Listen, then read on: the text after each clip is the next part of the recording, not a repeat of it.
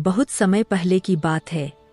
पहाड़ों से घिरे एक छोटे से गांव में एक किसान का बेटा राहुल रहता था।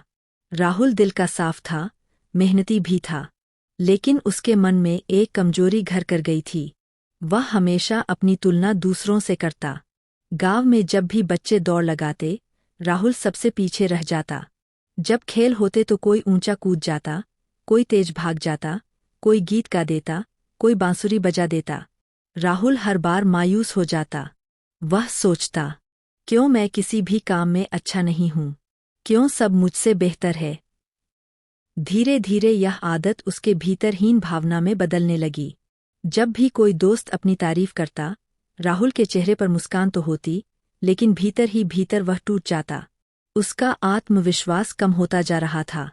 एक दिन बहुत उदास होकर राहुल जंगल की तरफ निकल गया। वहां एक शांत नदी बहती थी और उसके किनारे एक बड़ा पीपल का पेड़ था।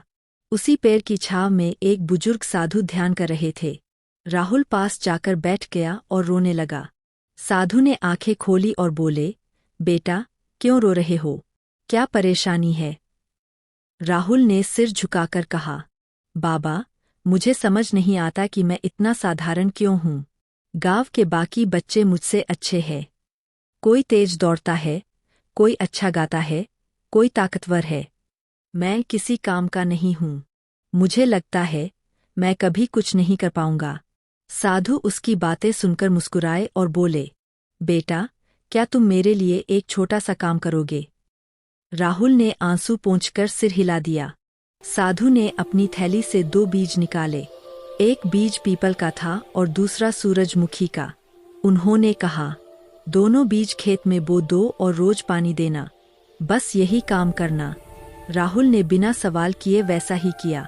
कुछ ही दिनों में सूरजमुखी का पौधा मिट्टी से बाहर आ गया। उसकी हरी हरी पत्तियां और पीली पंखुड़ियां देखकर गांव वाले हैरान रह गए। लोग उसकी तारीफ करने लगे। बच्चे कहते, वाह, कितना सुंदर फूल है। यह देखकर राहुल फिर मायूस हो गया। उसने सोचा, पीपल का बीज तो अभी तक अंकुरित भी नहीं हुआ। शायद मैं भी उसी की तरह हूं, बेकार, धीमा और नाकाम। समय बीतता गया। सूरजमुखी तेजी से बड़ा हुआ। उसकी ऊंचाई बढ़ती गई और खेत में दूर से चमकने लगा। गांव वाले वहां फोटो खिंचवाने आने लगे। राहुल के मन में बार बार वही ख्याल आता। कुछ ही महीनों बाद सूरजमुखी जैसा पड़ने लगा। उसकी पत्तियां मुरझा गईं और तना झुक गया। जल्द ही वह खेत से गायब हो गया। इसी बीच उसी जगह से पीपल का छोटा सा पौधा धीरे धीरे मिट्टी से झांकने लगा। शुरुआत में लोग उसे ज्यादा महत्व नहीं देते थे, लेकिन राहुल रोज उसकी देखभाल करता रहा।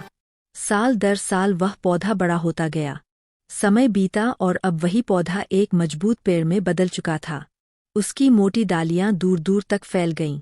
उसकी छाव में लोग बैठकर आराम करने लगे। बच्चे खेलते, बूढ़े विश्राम करते और यात्री थककर वहीं रुक जाते। पक्षियों ने उसमें घोंसले बना लिए। गाय भैंस उसके नीचे बैठने लगीं।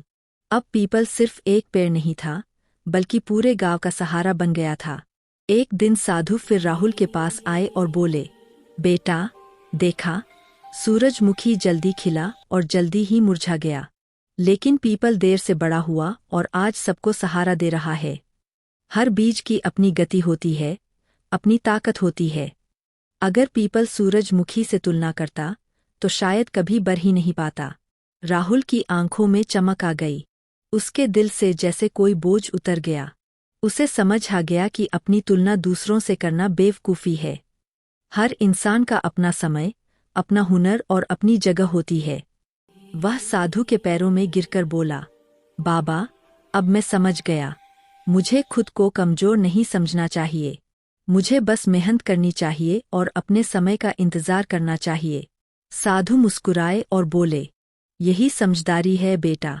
याद रखो, कोई भी पेड़ रातों रात नहीं बढ़ता।